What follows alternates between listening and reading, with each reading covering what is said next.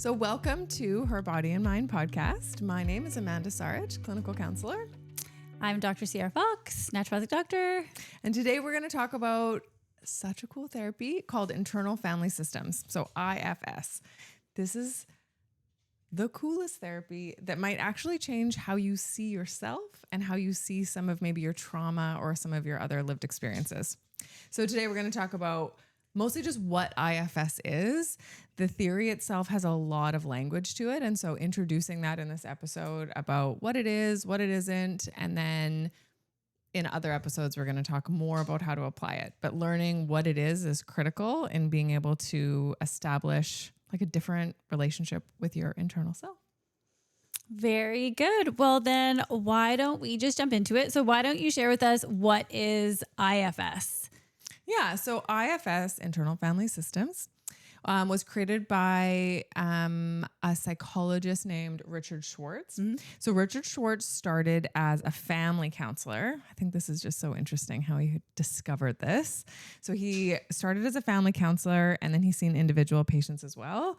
And in that, he started to see that the same type of parts that were existing in families were existing within individuals. Okay. And so he was like, interesting, right? So you have the like maybe anxious, kid, and then we've got the people pleasing mom, and then we've got the angry dad, and like all of these kind of like systems were existing within one system. And he found that interesting and started to do lots of really good clinical research and discovered this like whole beautiful theory of IFS.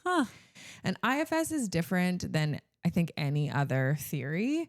It's a trauma therapy. It's like evidence backed. It's like one of the top 5. IFS always makes people feel like this is weird. And I'm always like, correct. But the best therapies, EMDR, IFS, do feel a little bit odd, but it's so different than other therapies because it's so non-pathologizing. It helps us look at our system in a way that is not like we're broken. So IFS is based on the idea of parts. So we have a self, we have managers, firefighters, and exiles. Okay. And so in regular talk, a person might be like, I have anxiety. Yep. IFS would say, a part of me has anxiety. Yes. So that's kind of like a broad, like what is IFS? Okay. That makes sense. And before we actually started recording this episode, I was talking to Matt about how I've done IFS in therapy. I guess now I think in theory I did. I don't know. You probably did a part of it. Like Yeah. But she kind of let me know as we were going through kind of the questions that I was going to lead her into. And I was like, I don't remember learning any of this. And she kind of said, well, when you're doing IFS, you should actually be taught the structure of IFS before kind of getting into it to understand how it works. So even though I've done it, I actually don't think I fully understand it. Yeah. Because I think, and we'll see today, it is a bit like language dense, but I think unless you understand the differences of parts, it's hard to distinguish what's happening internally. And I think like you and I talk about this all the time. Knowledge is power. Yeah. And this is a form of knowledge that can help you understand yourself better. So totally. I do believe that the definitions, although sometimes like loses people because they're like, what? Yeah. Is really helpful. So yeah. That makes sense. I'm like a why person. I was like, I want to know why. Otherwise it's really hard for me to make sense of like why I'm doing or why I should be motivated to try to do it. Yep. So that makes perfect sense. Now, given you did kind of list off like the structure of IFS, so why don't you start off by telling us about the self piece? Okay. So in IFS, this is the foundation of, I guess, humans. Yep. And they call it the self, capital S self. So what's so beautiful about this theory is that the self is never impacted by anything. So the self is the part of us that can't be harmed by trauma, can't be harmed by bad experiences. Wow. It is like the core of who we are. And that is so beautiful because trauma survivors always feel that they've been irreversibly broken, damaged, destroyed by trauma. Yeah. And IFS says a part of you has, but self will always stay and can never be broken. Oh, wow. And so it's very beautiful. Yeah. And this can lend itself in a positive and in a kind of a complicated way for people with spirituality and religion. So the self lends itself really well to people who have like a faith-based perspective of their lived experience. So if you're like a Christian, self can be what a Christian might feel as God. Okay. If you have another religion, self could be Allah, self could be The energy, universe. universe, Yeah. source. Yeah. And so for people that have like a faith-based view of the world, this does allow like another level of like really cool complexity to it that makes it even more powerful. Yeah. But I have seen a lot in my office as well that this kind of freaks people out because some religions feel that God should be the main source. And so it feels to some people, at least initially until we break it down, that this is contradictory to some of their faith-based Or teachings. they're like abandoning it in a way. Kind of. So what I love about IFS is that it can be, whether that be God, it could be source, or it could just be like adult self and have nothing to do with anything beyond your system. And they're all right. Yep. Like there's no, this has to be looked at this way. And Richard Schwartz, over the past, like I would say half a decade, has leaned himself a bit more to the spirituality side with this. Love that. And that, yeah, but there's a lot of criticism in that because it's this like clinical therapy and people have a lot of opinions and it makes some people pull away from it. And so I think if we look at IFS and we look at the self, there's no wrong way to look at it. It's just however you see your world is how this works, which is amazing. That's great. And so self is critical for IFS because I'll talk about the other parts in a second, but you have to have self-led leadership. And so you can't start working with your parts until you're in self. And so being able to define self is critical. Otherwise, like who were you before the trauma or just who is self. So self and how do we, like people are always like, well, how do I know if I'm in self? I would like to know. Yeah. So they define it as like the 8 C's of self. Yeah. And so how we know we're in self is when we're like the best grounded, calmest version of ourself. So the 8 C's of self, I'll read them, but we know them, is calm, curious, compassionate, clear, connected, confident, courageous, and creative. I did learn this. Yes. So I learned this piece when I was doing IFS. I remember. I thought it was 4 though, but there's 8. There's 8. But it's good that you did because it's critical. So until you can start to notice in your day-to-day life, like, when am I in self? Yeah. So I'll always pose this to clients, like, when do you feel this way? And so some people will say like, when I'm running, like a runner will be like, I just feel so like connected, clear. Some people feel this way with like art and when they're creative. Some people feel this way in like the company of really good friends. Being able to discern when we're in self is critical. So self in this theory is the part of you that will always stay, trauma or not, and it cannot be damaged, which is cool. Yes. I like that a lot. Very cool. Now moving on to the next piece or piece of the structure would be, what is an exile? Which sounds kind of scary. Oh, no. So exiles are the parts of us that have been burdened by trauma that has been really intense to the system. And so exiles, I kind of explain it, which sometimes IFS, like true IFS would not love that I explain it this way. But when I talk about like the brain and trauma and I talk about traumatic injuries, exiles are those. So exiles are the parts of us that get burdened. So burdened is IFS language to feel so much pain that they get like shunted away. They get exiled. It's too much, too extreme. Is that like an avoidant, like pushing it down? It's just what according to IFS says, it's what the system does with pain. Okay. So if you were in a home where maybe you were neglected and you develop like a feeling or experience that says like, I'm not good enough, that's very painful. And so your system pushes that away. It exiles that part away. Okay. And so exiles essentially are injuries. Exiles are parts of us that are burdened. And this is the other thing with IFS is that parts of us always exist. Parts don't get created. We are born with parts. We're born with parts that are like childlike and fun and all those things. But these parts get burdened by trauma and then exiled away. So these are the like hardest ways to feel is an exile. Okay. Right. And What's so, an example of that? being, like I said, a child who's neglected starts Yep. to feel like they're not lovable. They have a belief system that says I'm not lovable. That's exiled. People who have been like abused sexually or physically in childhood, I'm not safe, exiled away. I'm not good enough. I don't matter. A lot of the ways people feel. I feel like maybe this is coming back to me because it's funny what your memory does. But when I learned it, I feel like there was like the self, and then there was a line, and then there was the exile. Yes. So I think I did more than maybe. Because when I draw, there you go. It's all coming back. My memory's terrible sometimes, but that's okay. Yeah.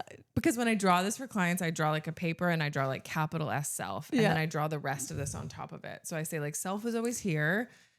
Like trauma happens, life happens. Exiles are also attachment wounds. So it doesn't have to be big T trauma for us to have exiles. I think most people have exiles. Yeah. And these exiles get like burdened. It's like, it's too much for the system. And so we're like, ugh, and then we push it away because we self-persevere. So it's like, this is too much. We can't exist with this feeling. Let's shunt it away. So that's exiles. Exiles are like the hard trauma bits or the attachment injuries. That makes a lot of sense. It does to me. Now, what is the manager piece? Okay. So managers are what happens when we have exiles. So managers are other parts that have been burdened because we as a system don't want to feel this. They've been exiled away. So a belief that says like, I'm not good enough or I'm not lovable is too intense. So then a manager gets established that says, let's not feel that. Let's make sure we don't feel that again. So manager parts look like perfectionism, anxiety, people pleasing, shutdown, hyper independence, really a lot of It's like the maladapting coping, or even just personality structures. Like if you have been made to feel by your like original source, your parents, as like, you're not lovable, you get really good at being lovable. You get really good at people pleasing in the world. And that people pleasing, according to IFS, is a manager part that's been burdened to make sure you don't feel this. And so what's interesting about IFS is that it's so non-pathologizing that it would say most symptoms, whether that be shutdown, depression, anxious, anxiety, people pleasing, all of that, it's not some type of diagnostic something. It would say that that is a part that has been burdened to make sure you don't feel that pain ever again. Yep. And managers are really, really, really good, but they're really, really, really exhausting. And people don't realize they're doing this. And I think that's what makes IFS so cool is because when you start to break this down and we're like, so my people pleasing isn't my system just like failing. My people pleasing is my system trying to keep me safe. Yeah. Like that's cool. Yes. Because then it's like, okay, then I can start looking towards these parts instead of being mad at myself, which like we're talking about women on this podcast. Like women are great at the inner critic, just another part. It opens so much space up to start to work with these things. And I think you can break down like a lot of human behavior in terms of like these parts. Totally. But I feel like majority of people don't know they have them. That's just like, that's my personality. Yeah. That's just who I am. That's how I like, and people think that too. Absolutely. They're like, that's just who you are. Yeah. And that's what it's not who you are. It's a part of you. Yeah. So anyone who's ever worked with me, if you're a client of mine, you know this, I'm like ruthless, relentless in my sessions. Like I'll be like, I am, and I'll be like, a part of you is, and I'll be like, right.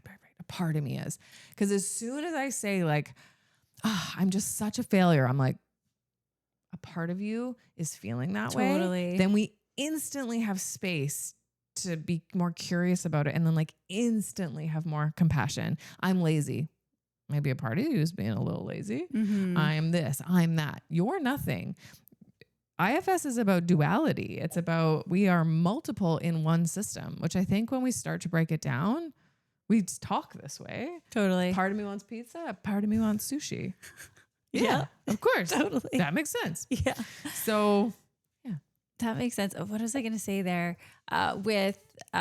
That almost brings some confidence to the person and realizing like they're detaching from like, it's like not a me thing. It's like a piece of me. And I feel like I have these conversations with my daughter where not in like an IFS setting, but just in general where I'm like, she'll feel so down on herself. And she's like, do you think I'm a bad person? And I'm like, you are not a bad person, but you did something that was not good, but this isn't piecework, but still it's like detaching that from like character and being like, no, the action was, but not you. yeah. Yeah. And that's what's cool with the idea of self is because we have a self that isn't any of these things. Like self isn't people pleasing. Self isn't anxious. Self isn't rage, anger, yell at your kids and spouse.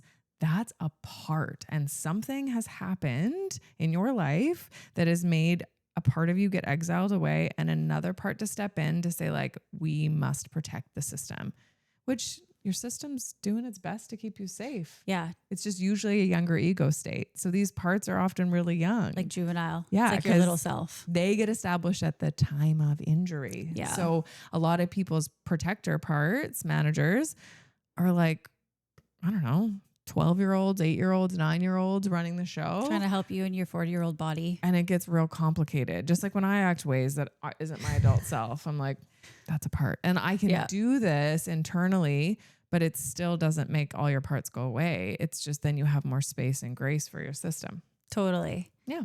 Cool. Now the last part, I think maybe I might be right at this, but firefighting. This sounds good. I feel like someone's going to come save the day. I don't know. No, actually, I'm not sure though. Firefighters are not great. Oh, no. Okay. So even that language. So in IFS, Shoot, they should change the name of that. Well, in IFS, actually the language is that all parts are great. Yeah. So it's not that they're not great. Yeah. Firefighters are great. Their reason for existing makes sense. We honor and like love our parts. Yeah. But firefighters cause destruction because firefighters are there when an exile gets triggered. A firefighter comes in like a first responder and like shuts that shit down. So the example I've used is a part that's established in childhood that says, I'm not lovable. So I have an exile that says I'm not lovable. And I have a manager there that maybe is very avoidantly attached because of that. So maybe I date, but I never get too close to anyone. Maybe I really engage in a lot of like casual sex in a way that makes me feel in control. Not that casual sex is bad. But never truly connect with someone. But never connect because like I am not going to feel not lovable. Like absolutely not. I people please. I do all these things. And then maybe I really like someone and then maybe I get ghosted. I've experienced this before. Yeah. So then my exile has now been triggered and my system's whole job is to make me not feel that way again. Yeah. So a firefighter part is going to come in and I'm going to drink a bottle of vodka. I'm going to sleep really recklessly with strangers in a way that isn't aligned with how I want to do it. I'm going to gamble. I'm going to cut myself. I'm going to rage text. I'm going to yell at my children, whatever. It's like it shuts the system down. And so firefighters are reactive and they're pretty good at making it feel better, but that's where we see like maladaptive coping. And that's not really sometimes managers, but it's more the firefighters. It's the, I feel bad, so I'm going to eat a pint of ice cream or drink a bottle of gin. Yeah. Okay. Well, but again, looking at those behaviors that we tend to look at them like, oh, I drank too much. It's like a part of me caused me to drink too much because I really felt triggered. And I'm going to look at that reaction and that behavior with empathy and compassion because that's my system trying to keep me safe. Yeah. I want to work with it, but it's not that I'm bad, right? Automatic reframe. Totally. It's so good. Well, that was disappointing with the firefighter. But we like the firefighters, but they do cause some havoc. Yeah. Very good. Now, last question for you is how does this impact us or going through IFS? Yeah. I mean, I think that like the idea there is like, how does this like actually all come together? Like, how does this impact us in real life? Yep. And I think the word here, which is a really important IFS word, is like to understand blending. So we have all these parts. We have the self, we have managers, we have firefighters, we have exiles. How does that all work? And the idea with IFS is that we get blended with our parts. So the example I use with clients is the movie Inside Out. Yep. So if you've ever seen that movie, you see the kid, Riley, and then you see inside of her brain and you see the control panel with, in the movie, it's emotions, but we can think of this as parts as well. So I have an exile that says I'm not lovable. Then I get triggered. It's helpful visual to think of like a part standing up, walking to the control panel, and they're like, I'm going to shut this down. Or maybe there's a risk of me feeling not lovable. So then the people pleasy part stands up and is like, oh, I can make this better. I can be whatever you want me to be. And so when we are blended with these parts, when we're blended with a manager part that's, say, people pleasy, we are that part. We are living, we are breathing, we are seeing. There is no us and them. It is one. And so what IFS is, and the therapy side of it, which we'll talk about next episode, is how do we unblend so that we can have these parts trust the self again? Yes. But in real time, what this looks like is a blending of the parts, which is why it creates so much havoc, which is why it is like so complicated. But the idea with IFS is it's not to get rid of them, which is what people almost always start with, is like, well, I gotta get rid of this part. Yeah, totally. We don't want to get rid of it. We just want to unblend it and let it go back into the system in the way it was always supposed to be. Right. So it's that blending piece that causes a lot of complicated stuff for people. It's exhausting. It's complicated. It's a whole bunch of tricky emotions and behaviors. But yeah, that's the idea. And so I think if you've ever felt like you've contradicted yourself, like, I want to be intimate with my partner, but then you're like not, or like, I want, more connection with my friend, but I can't text them. I don't know what's going on. That's parts. It's duality. Totally. And it makes sense. And there's lots we can do with it, but you're a system and you're multiple, and it's quite beautiful. It's so cool. So cool. And just knowing that you can, like you said, unblend and restructure and set up new pathways and just acknowledge and know, like, even like seeing in real time, oh, that's my part. And then be able to like get out of that part and go back to self. It's the coolest. So great. Let me just say quick what IFS is not, because people will say to me like, so you're saying I have multiple personalities? I'm like, incorrect. But it does feel that way. I think like when we look at dissociative identity disorder or multiple personalities, it does have some of these same flavors. Totally. Because DID is a separation and people have like a full other part, but it's like a full other personality with its own parts within its system. It is different. It's like a totally different person almost. No, yeah, completely. It is. It's such an intense splitting because of trauma. Totally different episode. Yeah. This is not that. Yeah. This is the idea that we have multiple parts within a system, which is why I think the language of like pizza versus sushi helps people be like, oh yeah, I do feel that way.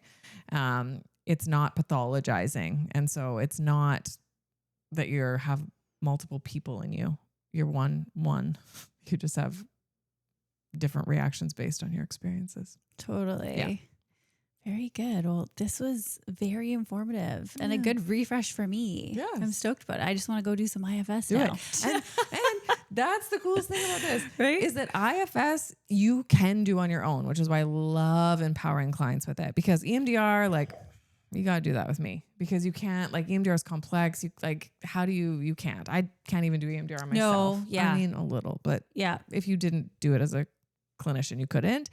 This you can. You can take this, you can learn this, and you can go and practice it. And Richard Schwartz has a ton of information. So I often get my clients to get the book called Greater Than the Sum of Your Parts on Audible. So on Audible, it's like free if you get the 2 credits and then cancel your subscription. Sorry, Audible. Or pay. But he will walk you through this, and then it's like a program. So he'll guide you through an IFS meditation and he'll help you learn your parts. And he's got so many books, and like, this is just really accessible. you can get a bit more in the therapeutic hour with an IFS clinician for sure, especially with the Exiles. Yeah. But there's a lot you can do with this on your own, which is like amazing. Or once you had someone support you to help you identify the parts, and then that's just like it's kind of like a daily exercise and like noticing and then trying to kind of. Or you could even learn this, like, cause this is so language heavy. I often get clients cause they're looking at me like, what? Like Exile? Huh? I'm like, I get all my clients to listen to that book, just chapter 1 to 5, to like speak this language with me. Cause once we speak this language together, then we can do this. But you could even read his books and do this. You might need help with the Exiles in therapeutic space, but not necessarily. So this is very accessible. Yeah. Which is that's really cool. Yeah. Yeah. Very good. Yeah. So if you have questions about this or where to get more information from like Dr. Schwartz, or questions from me or Dr. Fox about like how this would work or when you would see this. I can't help you with this. I'm sorry. I can. Drop a comment below. I will answer all questions. IFS is the coolest. I would be more than happy to answer any of your questions. And what's our next episode? So we are going to talk about how do we work with this? So what do you do with your parts? What are the steps to unblend? What does this look like in real time? And how do you actually start using IFS? Yay. Thank you. Okay, we'll see you in the next episode. Bye. Bye. Please contact your own healthcare providers before you make any changes to your health and wellness protocols related to your body and mind.